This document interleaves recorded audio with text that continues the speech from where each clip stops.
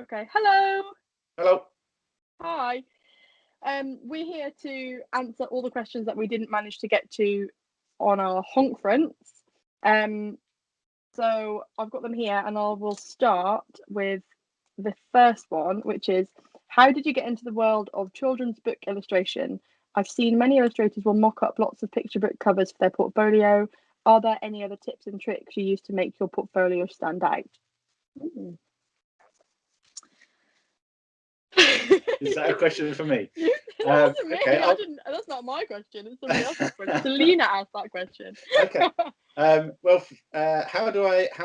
If I share my screen, I can show you my website. I think a really good idea, first of all, is to make sure that your website that you have is really easy to navigate, really functional, really clean, really smooth.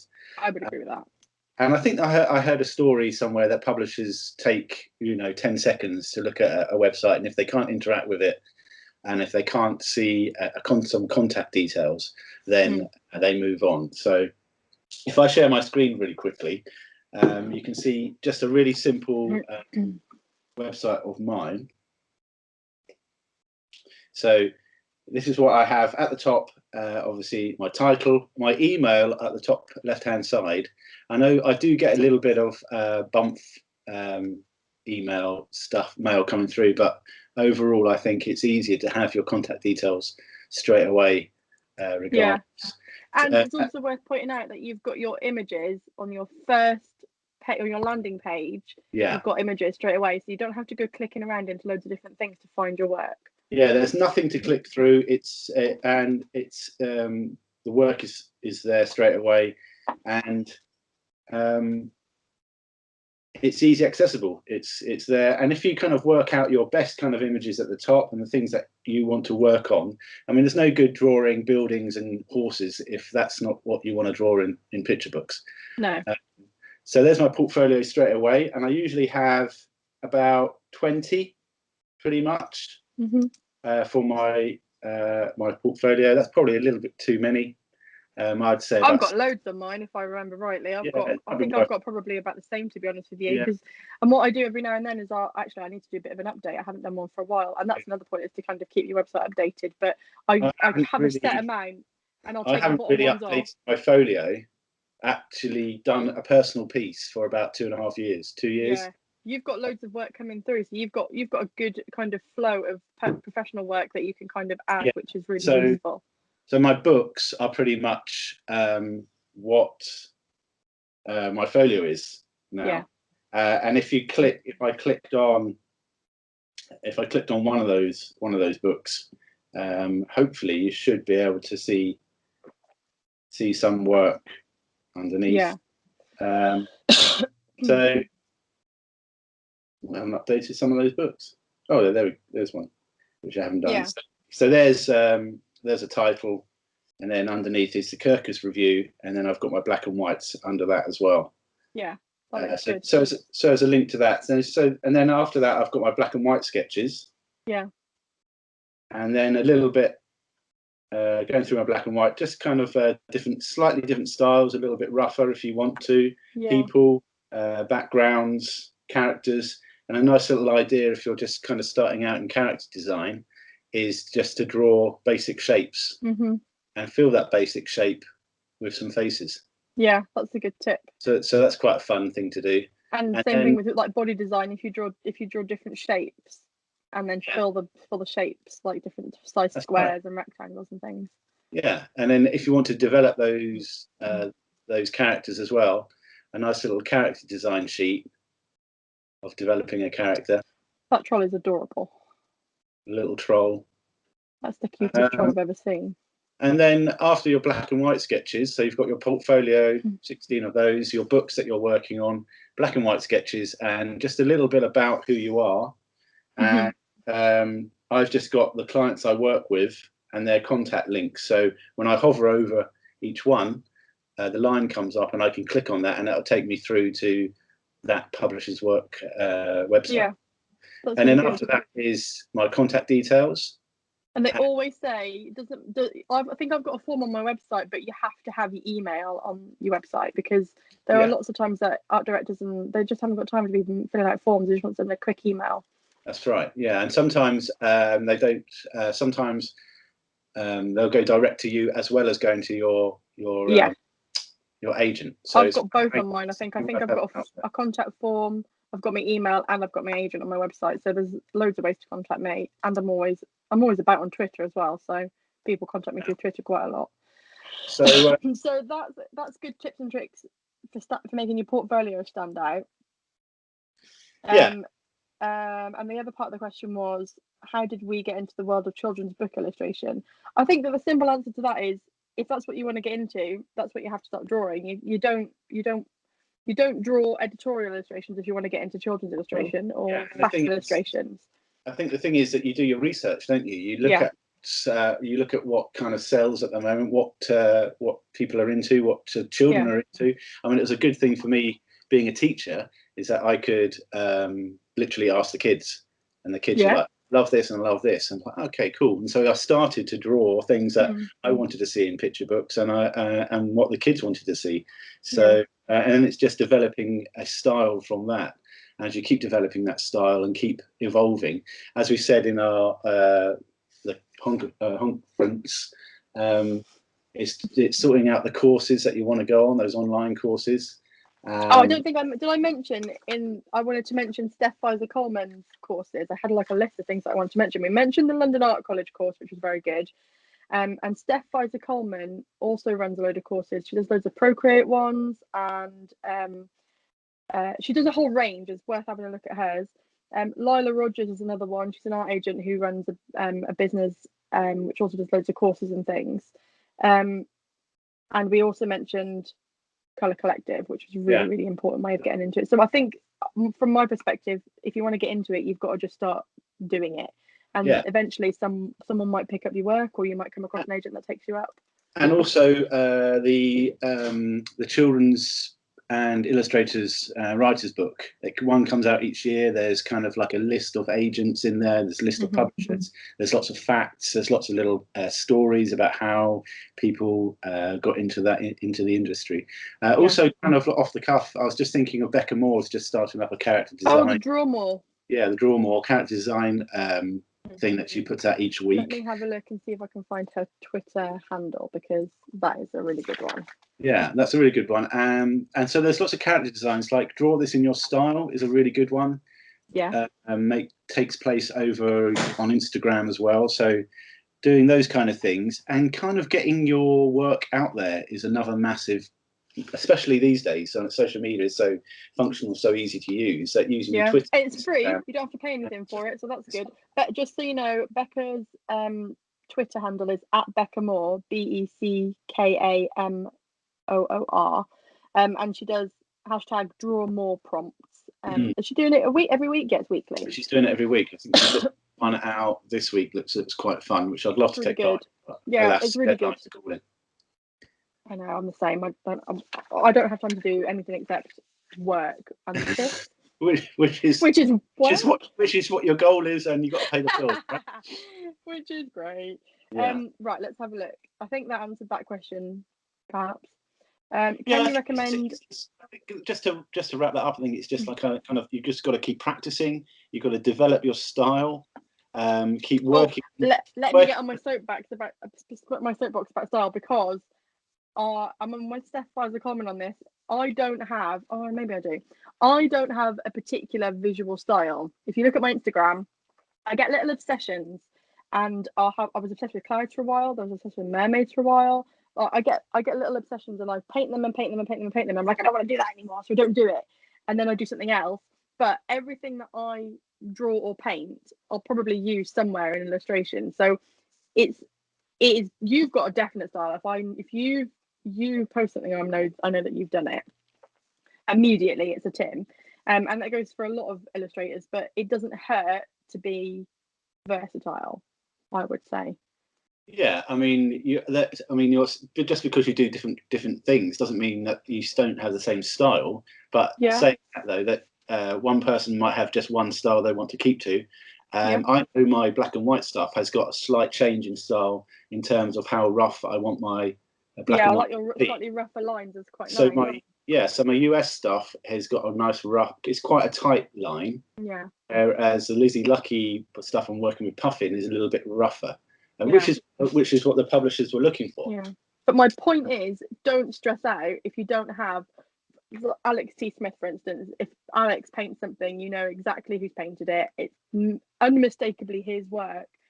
But if you don't have that, don't stress out about it. It will either come or it won't. And if it doesn't come, great, you're versatile. And if it does come, great, you've got a visual voice that is undeniably yours. So it's nothing to work yourself out. But I see people getting really stressed out about it, and it's not. I remember getting stressed out about it myself, but there's no point because you can't change it. Because if you start forcing things, it doesn't work. Yeah, and I think, but on the flip side of that is to get to a point where you're comfortable and confident in what you're doing, you've got to draw through a load of stuff. Yeah, I would agree with that. Not be happy with looking back at, but you've got to go through the process. Most of the people, like our peers and our fellow illustrators, probably have got sketchbooks full of stuff they hate. Not everything that gets posted. People post things that they like, and they hope other people like as well. So, when you see that, that's probably the culmination of, I don't know, a week's worth of work or something. It's not like it's going to spring out of your pencil straight away and be perfect. Exactly. Like, and that's another thing. That's why we get paid what we get paid. I mean, it's not that we get paid millions, but I always say you're not paying me for the hour it's taken me to draw it. You've taken me for the 25 years it's taken me to get to the point where I can draw it in an hour. Yeah, so, exactly. It's exactly that. So, what was that? That was online or offline resources. So that was Steph Weiser-Coleman, who does courses, the London Art College, and Lila Rogers, and Becca Moore as well. She's doing Draw More. And actually, lots of illustrators on Twitter are doing all sorts of. Does Sarah McIntyre do something with Shape Challenge as well? She does a Shape Challenge. I was just thinking of Inktober, which is a massive. Everyone gets involved in that. There's a few of those. Like there's Mermay. And August Line. Lion one. I've not heard of that one. In August. There's loads of them. So there's always, those are mostly, I mean, I'm sure people post them on Twitter, but I don't see them on Twitter as much, but those are mostly Instagram things, aren't they? People are on them on Instagram doing those, but you can find them wherever. Yeah, you can definitely find them, and there's no real excuses to, And the Inktober one, I know there was a whole thing about Inktober, and as a result of that, loads of people come up with their own prompts. So if the Inktober prompts, you don't like them, there's hundreds of other ones that you could do. A nice Halloween one, isn't there? Yeah. I think I did it. I think Derry Sketcher Laura came up with one a couple of years ago that I did, which was instead of Inktober, it was like Halloween villains or something, which was really good fun. I enjoyed doing that one. So there's lots of inspiration out there if you definitely. I'd love to learn how to get started with digital illustration for fun. Do you have any tips or good resources or tutorials? I don't have any tutorials because there are. When I started getting into digital, I bought myself a Wacom Bamboo secondhand on eBay. It was a little green backing, black little tablet. It had a green back. Tiny. It was tiny. It cost me about £15. Yeah. And you look at the screen and you draw, and it's a case of, and it gives you a little kind of step-by-step guide of how to get used to it. And it is about getting used to drawing something on the screen, but you're actually drawing it. It's funny how quickly you get used to it, though, isn't it? It's quite a quick transition. Yeah. I mean, you're used to looking at where you're drawing. As I said the other day, you don't have to invest in Photoshop. I mean, elements you can pick up. There's manga art you can buy. There's loads of free resources. I might be getting this wrong. Is it one called Clip Studio Paint or something? Yeah, that's supposed to be quite good. Yeah. I've never used it, but I know loads of people do. On iPad is only £10. Love Procreate. So it's all about picking up. They've just actually Procreate. Just FYI, Procreate just released a pocket one, so you can do it on your phone. You don't even have to have a computer. Yeah. You can just do it with your finger and your phone, and I don't know how much it is, but it's not as much as buying a new tablet or a computer to have one. I wouldn't say going in and investing in lots of different things that cost hundreds of £100. You really don't have to. No, I would agree with that. I started off the same way as you. I think I started off with a bamboo. I might have ended up with a slightly bigger one. I can't believe I don't remember if there was like a tablet in between that and my Cintiq, but I started off with a bamboo, and it was good. I really enjoyed it. And it wasn't expensive. I think I got one for Christmas one year, and it wasn't expensive to start off with. Yeah, I mean, and then once you've that and you're comfortable using it, then you can start looking at loads of brushes. I mean, there's brushes you can find anywhere. There's the free ones that you can just Google straight away. Yeah. So just play around with the brushes that you get. I would say if brushes are, I was talking to my husband about this yesterday. I said Instagram's got me figured out with the ads, to be honest with you, because every single ad is you must buy this ultimate brush collection for Procreate, and there's 7 million brushes, and it's only 20 quid, and I'm like, must buy. So I've got quite a few of those. I've got some I haven't even used the brushes. This is embarrassing. Yeah, there is. I only use 5 brushes now. Yeah, I do try to do that. I like to kind of test them out and then see which ones I like, and I've got a folder that I keep all my favorite ones in. But what I would say is, if you want free brushes, sign up to like graphics websites, and I get loads of emails through, and I delete them if I don't want them, but they're always offering free brushes, free graphics, all that kind of stuff. So the brushes are always a welcome a welcome addition to my ridiculous collection of brushes. I've got thousands. There's as a side to that, I mean, there's always YouTube on the very, very basics of digital art. It's like literally 10 steps to learning what Photoshop is. So it might be worth just YouTubing some videos to find out. Patreon's a good one at the moment. I know that a lot of illustrators have started doing Patreons where they do like mini courses, or you can go through, they give you pay a certain amount a month, and they give you their layered files, so you can go and they do a video of them drawing, all that kind of stuff, so you can see how they've done it, why they've done it, what layers they've used, and then you can go through their document and see and just like learn by doing almost at the same time. Speaking of Becca again, I know that she does the mentor.me courses. Oh, does she? So people sign up, and she kind of guides them through certain aspects of illustration, which I think is quite nice. I think so. And it's a small fee as well. It's not a massive fee, so it's a really great into what you really want to do. And again, research, look up stuff. What are you most comfortable with? Yeah, I'm just. We keep saying it, but just doing it. I think just drawing what you like to draw, and if that's kids illustration or covers or whatever, just draw it, have a go. And it's one of those things where you can take all the courses in the world, but if you don't do it, you'll never learn. You've got to learn from your own mistakes as well. Yeah, I mean, that's a whole different thing of yes, if we could tap into at some point. Right, that's that one answered. What is the big difference between cover design and the design of inner pages? And what would you think is the most important factor when designing a picture book cover? Oh, Tim, you do picture book covers. I am not really a picture book cover designer. As we're saying, because of lockdown, because of COVID, and all the nasty stuff that's happened this year, it's all about catching the eye straight away for marketing purposes. And so things have got to be really visual, really bold, and really striking, because when you're looking on certain selling websites and the square for your picture book cover is only kind of like 3 centimeters by 2, it's got to be eye-catching and striking. So therefore, the stuff that I do, it kind of wants to pop main characters, and they've got to be bright and clean and clear. So that's kind of the kind of thing I do. In terms of the new, can we see your Puggercorn covers? Because those ones are really bold. Yeah, there you go. That whole series is really a standout on the shelves. It's very bright.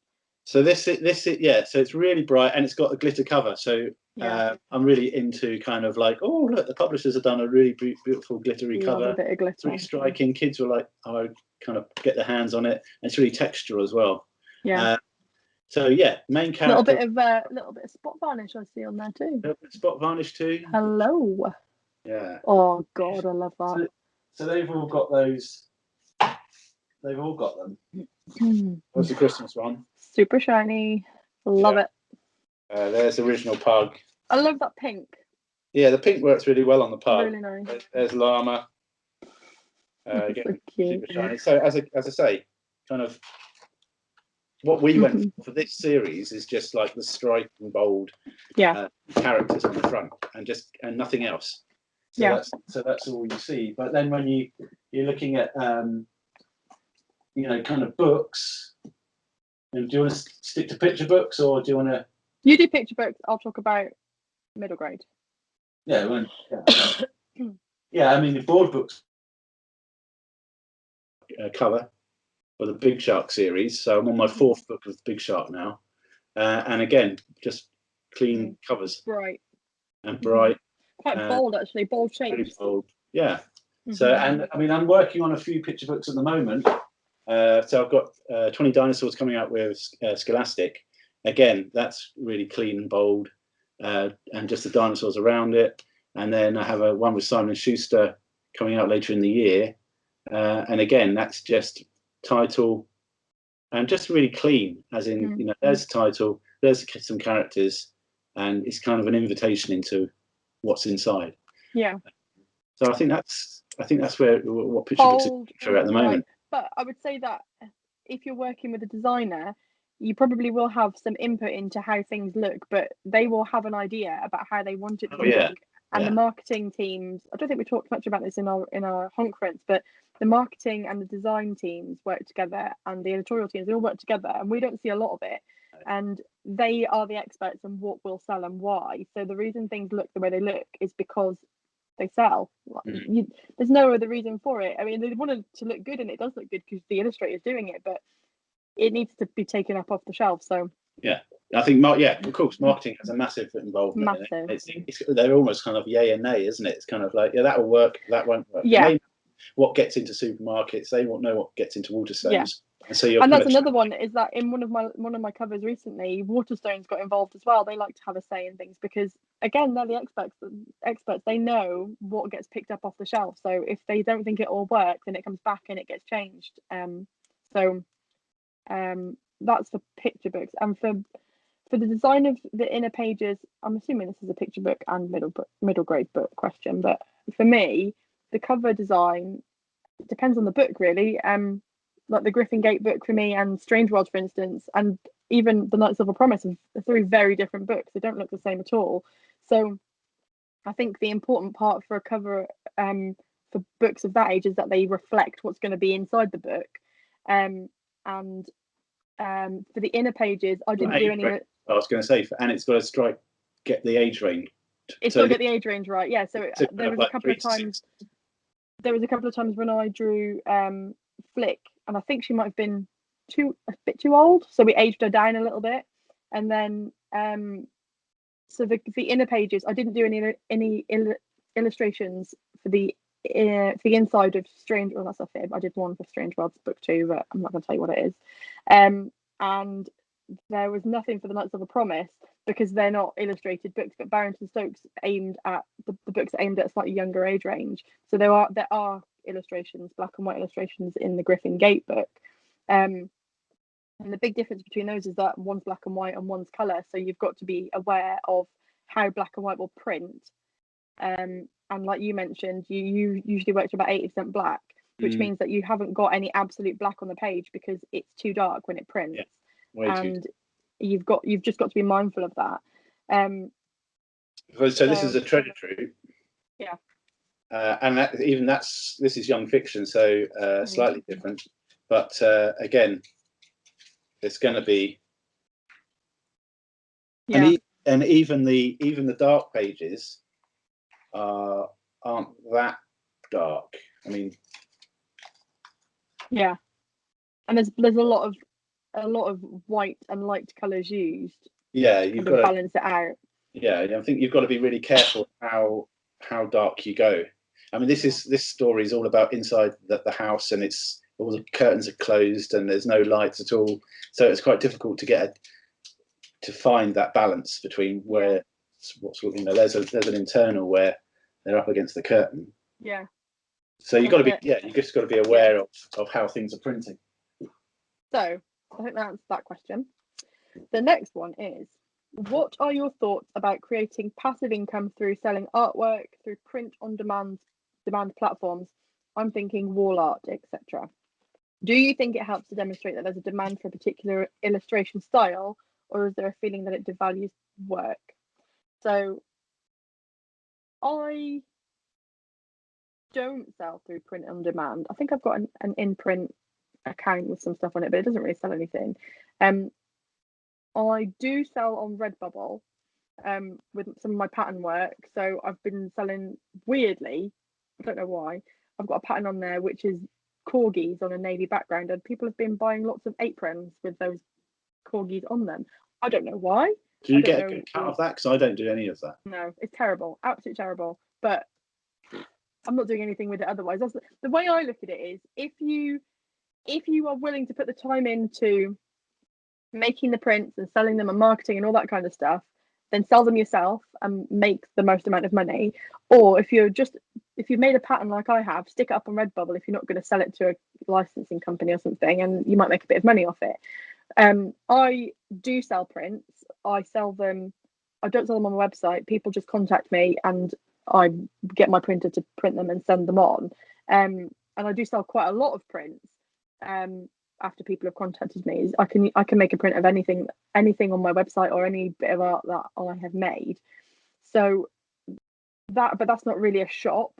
But I don't really do anything else. Oh, I've got Papered. I've started a business called Papered, www.lovepapered.com, which is greetings cards, and that is all designed and illustrated on Procreate. So it's quite an interesting way of using Procreate. But I guess I said I don't do it, but I definitely do it, don't I? So I'm talking rubbish. Yeah, you go, Tim. I don't use any of them. I use Etsy to sell personal prints, but and that's. You've got a printer, haven't you? Yeah, I print my own.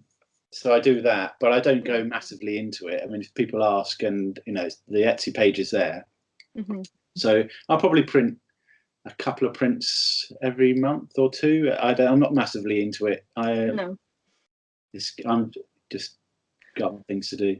Yeah, you've got more of a focus on client work than selling prints, and I guess how many prints you sell depends on what kind of work you've got that people like the look of. Like if it's good on a wall, then great. If it's not good on a wall and it's better in a book, then because some work doesn't look good on a wall, some work looks better in a book. So it really not saying you. I'm just saying everybody. If you paint something that looks good on a wall and you want to market it, then go for it. But I would say that those print on demand websites do not give you a very good return if you're not bothered about it. Flip side of that is, so you don't have to do anything once it's don't do anything. I put the art up and they do the rest of it. So I don't know how much an apron costs. I'm pretty sure it's about 20 quid and I get about 3 quid of that. So but if you're I'm not going to be retiring on it. If you're happy for it to just kind of bob along. Exactly. You don't have to do anything. You literally just upload it and then off you go.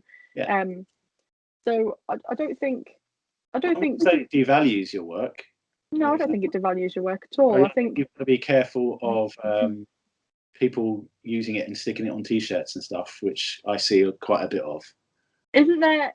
I read something earlier on about Fiverr and about how people on Fiverr are selling illustration and maybe more graphic design services for a ridiculously cheap amount, like it's really, really cheap, and that devalues everything. That devalues it. I would say if you are doing things for free, or if you're doing things for not a lot of money, that will devalue the whole industry. It's a race to the bottom at that point, and we are already not paid a very large amount of money. So I don't think doing things for cheap or free is a great idea, personally. Oh yeah, that's a whole complete area, isn't it? I mean, we could talk about doing things for free. As I said, it's a complete whole different kettle of fish, isn't it? Yeah, but I don't think selling on demand things is definitely things like Redbubble and other companies like that. They're brilliant for their purpose. The fact that you can just put your work up there, leave it, and away you go, and they do the rest, which is fantastic. That's really great. But if you want a more hands-on approach, then you want to do it yourself. I would agree. I think that question has been answered well and truly. I'm intrigued to know why it's good to do line work in Procreate but painting in Photoshop. Well, Procreate, it depends on the project. So for instance, my papered greetings cards are drawn and painted in Procreate because they don't take up a huge amount of space. They're not very big and they don't need lots of layers. But my client work, as I mentioned in the talk, I work huge on loads of layers. So Procreate, with the best in the world, cannot cope with that. So the reason for that is because I like to work big because I like to get a lot of texture in my work, which I struggle with if it's smaller. But also, if things need amending at a later date, it will kill you if you have to repaint from scratch because you've only used 2 layers or something. So from my perspective, it's better to work on lots of layers so you can change things a lot easier if the design team want you to. So Procreate can't do that and Photoshop can, and that's why I use Photoshop. Procreate can't do it yet, can they? I mean, it's not yet. Massively in the last couple of years. It's a brilliant platform, but the layers, I think they're working on developing the ability to use more and more. I think with the last update, Procreate 5X, excuse me, they made some changes so that you could use more layers on a slightly bigger document, which was welcome for me because I use all my layers usually that are available to me in a document. So it's good, but it's not. I'm not saying that you can't do it. I'm saying that I can't do it. I need lots of layers, but I know that other people do use Procreate for final client work. So, but you don't use Procreate, do you, Tim? No, I'm the only Procreate user here. I only use it to rough out some work sometimes, or do some sketchbook stuff. And then as I said, I like working here at my desk. I mean, I would say that working on Procreate it can be comfortable. I love sitting on my bum in front of the telly and doing it, but it's not the best for your posture. So if you're doing a big picture for a client, then you really should be sitting properly at a desk. And I need to focus differently as well. Yeah. Because otherwise I can't concentrate. Yeah. I mean, I can't concentrate. I can't concentrate when I'm listening to storybooks, audio. Can you not? I can't do it because I'll forget to listen. So because I'm concentrating on what I'm doing. We'll get on. I think we've got a question about what we listen to later on. Yeah. So all I can do is put music on, and listen to that while I concentrate. So I have to be at my desk doing it. I mean, otherwise, and it also takes away if I'm doing client work, sitting on the couch, it almost takes away that. The professionalism. It feels a bit less professional. Like you feel like you have to be sat at a desk. I'm lounging around in my dressing gown most days. I mean. I have to point out this is the second time I've done my hair in a week and I'm wearing proper clothes normally, although you can't see what I'm wearing in my bottom half, which is just tracky bottoms. So I've only put in 50% effort today. Right, next question. How much input do authors have? I don't know, to be honest with you. I honestly can't tell you. I know that when I do work and it's been okayed by the design team, it sometimes, I don't think it always does, but a lot of the time it gets sent off to the author to have a look at. And if I think they're checking mostly for like factual inaccuracy. So if I painted something red and it needs to be green, they'll say no, that's wrong. But for Lizzie and Lucky, I know, and for Treasure Troop, they both went to the author. And Lizzie and Lucky because it's very representational of deaf. Very important in that case, I would say. And also ethnicity as well. Yeah. So all that needs to be double checked. Mm-hmm. And of course, it's got checked with the British Sign Language because there's we'll have a lovely chart in the back of the book. Oh, that's nice. British Sign Language alphabet. So that's got to be checked. Okay. So I think that has a big input, but I don't think they say. I'm not sure if they have so much of an input on who will illustrate their books. Do they? I think they are. As far as I'm aware, they can express a preference, but if the illustrator that they prefer isn't what the design team have got in mind, then it probably won't go ahead. In my experience. But I think they do have input. I just don't think they've got a huge amount of input unless it's a factual inaccuracy. But that might change completely from one publisher to another, and also might change with the contract that they've got with the publisher. Also, the author needs to kind of say, "Yeah, I really like that illustrator's work." Yeah. Because otherwise, if they don't, it's kind of like, it can be a bit awkward. My life to write this book, and it's being put with an illustrator that I'm not quite comfortable with. I mean, that's definitely you have that choice. But in terms of working, they kind of get the artwork at the end and go, oh yeah, this needs changing. But there's no day-to-day conversations. No. Sorry, my dog is growling at me. Come here, Margaret. Come and say hello. Maggie, come here. Come here. There we go. Look, who's this? Look, oh my god, I just noticed. I look like my dog. Look, we've got the same colour hair. Well, shall I pick mine up Maggie, as well? look. Yeah, Maggie, say hello to this Same, Baxter. well. Maggie, look. Away, so bang, Who's bang. this? Look. Oh, look. No, not you. Look at the dog. Who's that? Oh my god, look, you could be BFF. Do a wave. There you go. Right, you're gonna go and be quiet now. Probably not. Don't let me go and get my squirty squirter. Shut the door. So, sorry, what were we talking about? I got distracted. Yeah, so I think that's input to authors. Yeah, that is answered. Can you give advice about portfolios? We've done that one. Can Procreate be used for professionally coloured work? We've done that one. Talk a bit about agencies. Yeah, you go. So I had someone ask me about how to get an agent, and it links back to talking about folio work. I think it's a case of getting your work out there, putting it out and onto those Instagram sites, things that we've talked about, building up your folio in terms of a range of things that you want to work on in your picture books or your black and white, your young fiction, your mid-grade, and doing a range of things like that. So black and white work, character design, doing a range of ages as well, so baby through to adult. Put that in your website. Do some color work, do some scenes, do some vignettes, and do some spots. So your spots are just your character on its own. Vignettes, I think, vignettes are more of something else in the scene as well. And then your full-blown spreads, and try and do them to the size of the size of the books that you want to be working at. Yeah, don't go and do a massive picture book size black and white pictures, because I mean you can, but it's not gonna be reflective of what you will be doing if you get that work. And then you want to be thinking about getting your best 10, 15 pieces of work and get rid of anything that you doubt. So you just want to have your best stuff.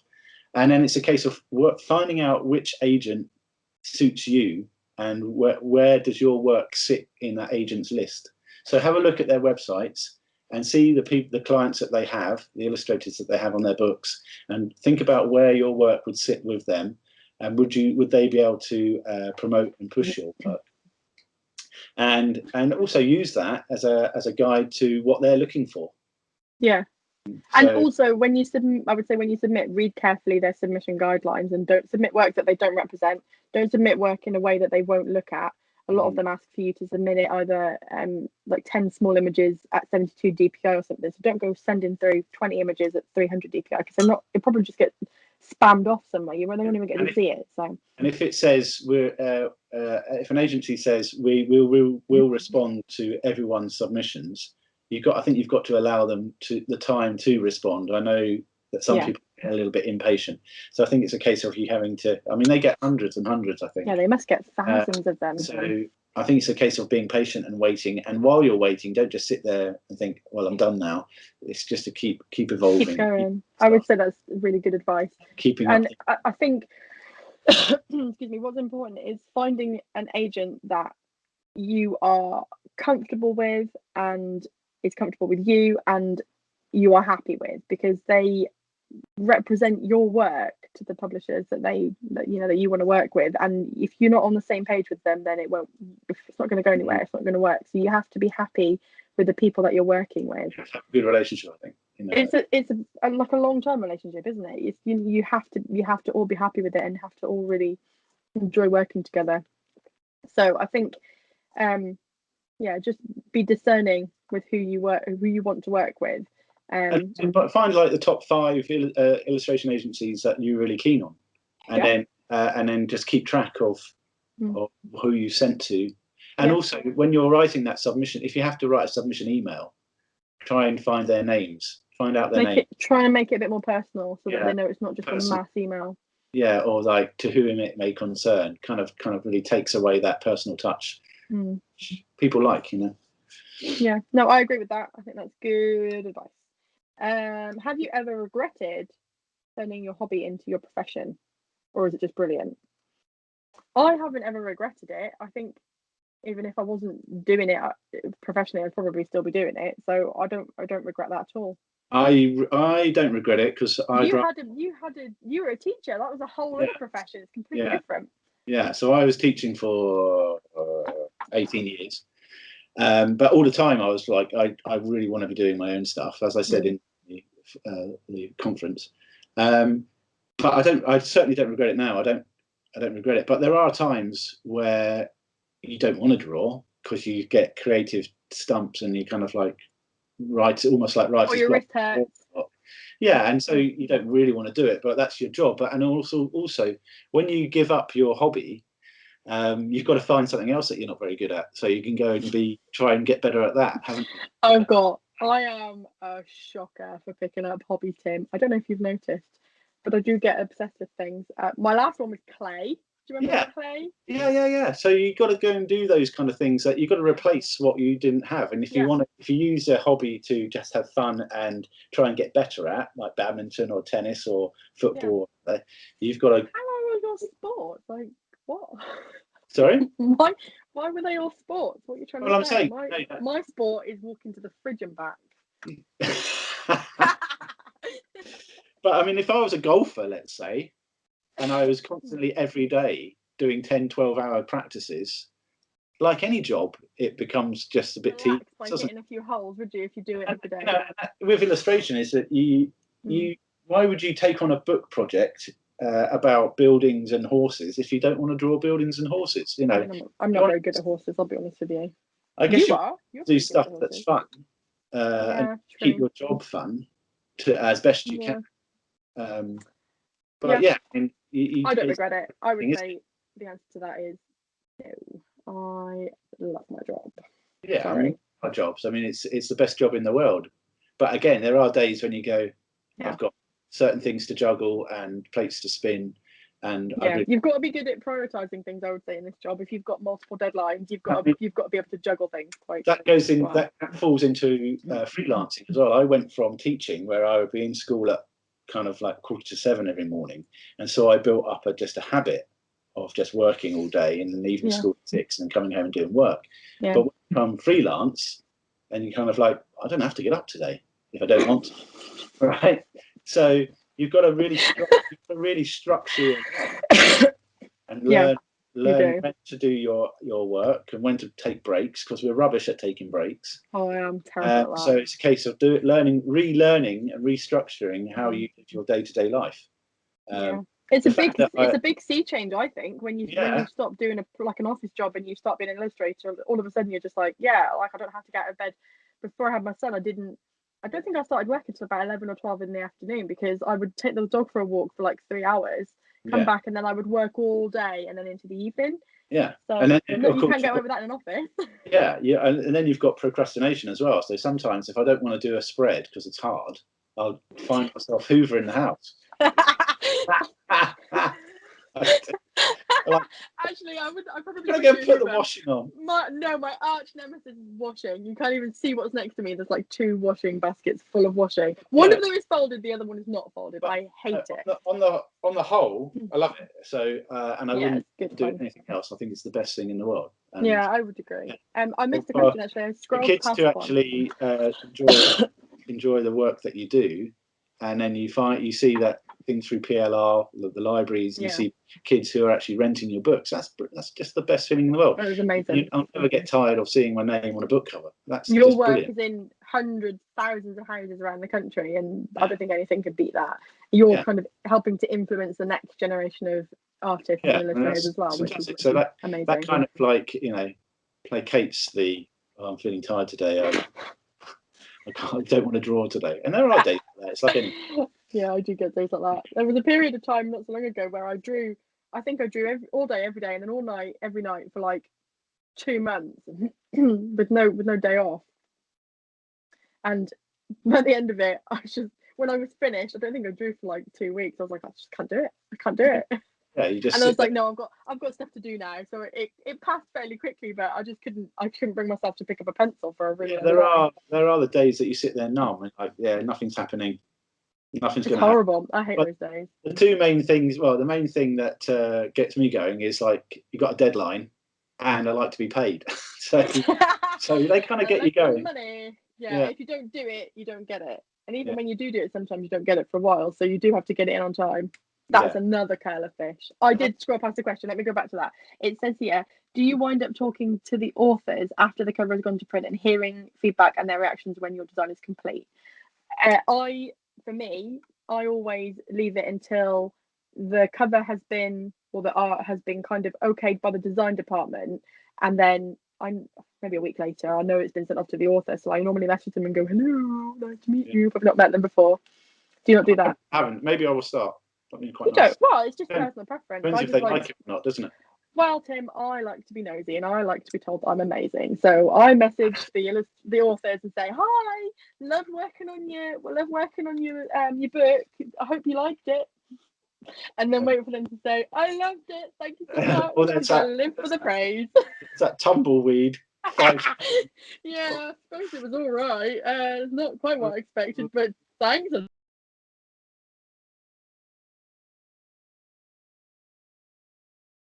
I want is you're amazing and you must do all the art from now on forever.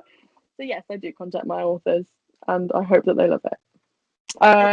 Next question. Are you asked to read the manuscript? I think we talked about this a little bit. Sometimes are you asked to read the manuscript as part of the design brief? For picture books, yes.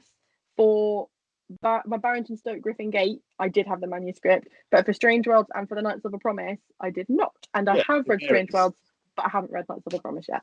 It varies, doesn't it? Yeah. So it depends. Sometimes the books aren't finished by the time you get to do the cover. Sometimes the book has not been written in its entirety, so you can't read it, even if you wanted to.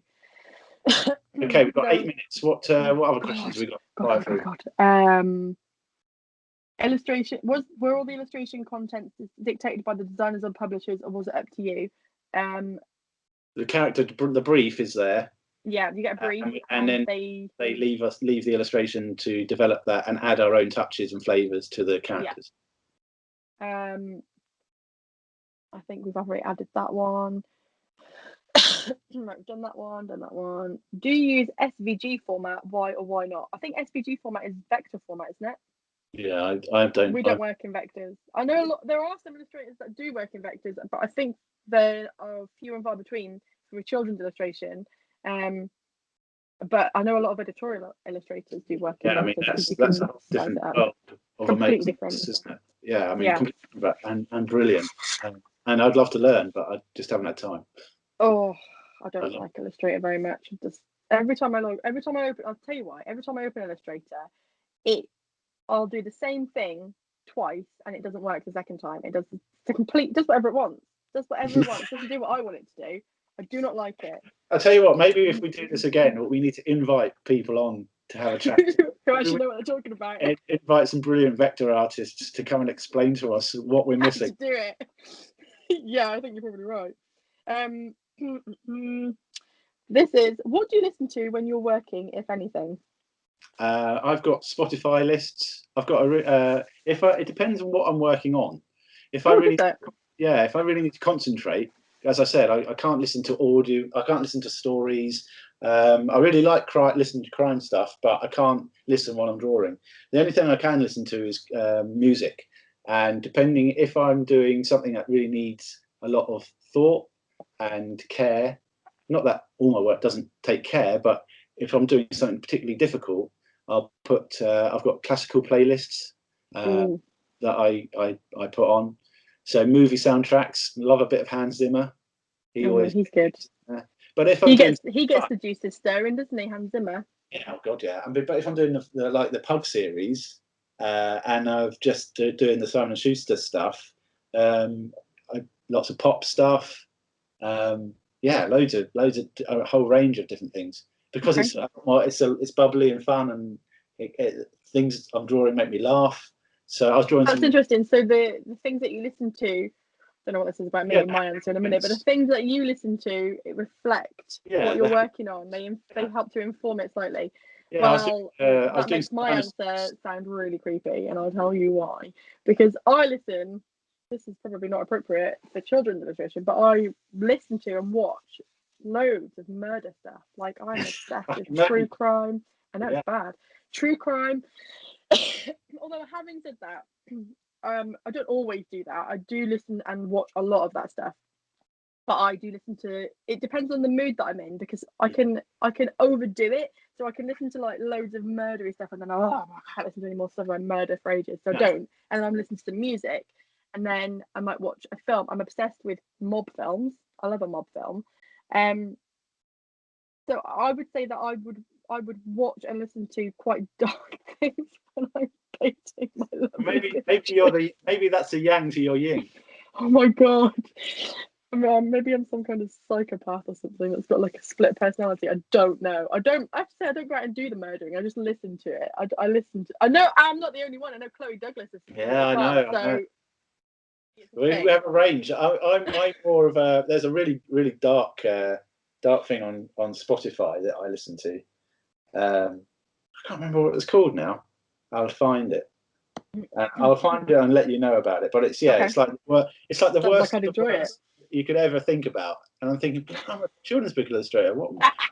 You listen to this stuff, but it's actually quite cool. And then there's loads of stuff on Netflix as well you can watch, which is pretty grisly. But I try not to, because if things. As we were discussing, if it influences my work that much, then maybe I shouldn't be doing it. Yeah, maybe mine doesn't influence my work. I don't know. The funny thing is, excuse me, I can remember. I say that I can't think of any off the top of my head now, but usually I can remember what I was listening to or watching while I painted a picture, which is weird, even if it was like 5 years ago. Oh right, so you're linking what you're listening to the yeah, which does throw up questions about whether or not it's influencing what. Maybe when I was doing all like my Silence of the Lambs and Mockingbird cover things, they were being influenced.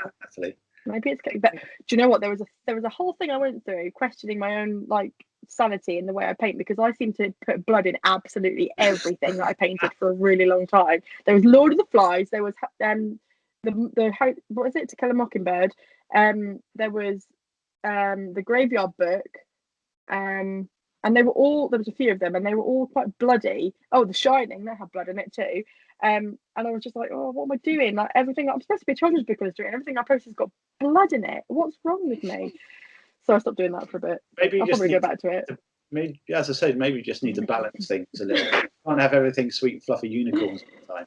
No, that's true. Well, all the other questions I've got, I think we've probably covered ish. Cool. We're coming up to the hour, so I think probably people have heard. I don't think anyone's going to want to watch it, to be honest with you. Oh, there's one about social media tips. I think we've kind of gone through that, but my tips would be to just get involved with and chat to people and post your work and interact with people. That's really all you can do. I am terrible with Instagram. You are the Instagram boss here. I'm not. So you've got to interact, post your work, follow people that in the industry that you want to get into. Use the hashtags. And use hashtags. And post. And if you're posting pictures or images on Instagram and Twitter, I think it changes regularly, you've got to post at the correct times. So it's worth looking at your interaction activity and seeing where the best times to post are. So that probably top 5. In your country, don't go what's the best times to post, because they'll give you the results will be for America. You got to Google what it is for what country you're in, because you'll get bad results otherwise. I do that too. I don't always listen to it. Sometimes I finish a picture and I get so excited to post it, I'm just like, post it now, and I don't wait. So, and that's a whole ball game in terms of how many likes you get. Does that get you work? Doubt it. But at least you're putting it out there for people to see, and if it's seen by the right person, then great. But I think that is a question of having the right thing pass across the right desk at the right time, and that is all down to chance. And I don't even want to get into how depressing it is when you don't get likes on your pictures, because it is, but it shouldn't be, but it is. But that's a whole different kind of mental health discussion. It is. Maybe we should do another one of these where we talk about more stuff.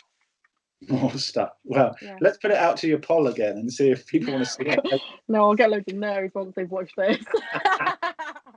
Don't go away. Don't do another one. Right. I will leave it there, I think. We've answered all the questions. You've got to do some more work, have you? That'd be a good idea. If people miss it, they might want to get some links up on the screen, perhaps. Yeah. When you edit out our beginning. We're talking about there's nothing to edit out. It was perfect from the beginning. Slick. Right through to the end. Yeah, we're professionals. We've done this so many times before. Right. Thank you, Tim. All right, cheers, Nat, and we'll talk soon. Bye all. Bye.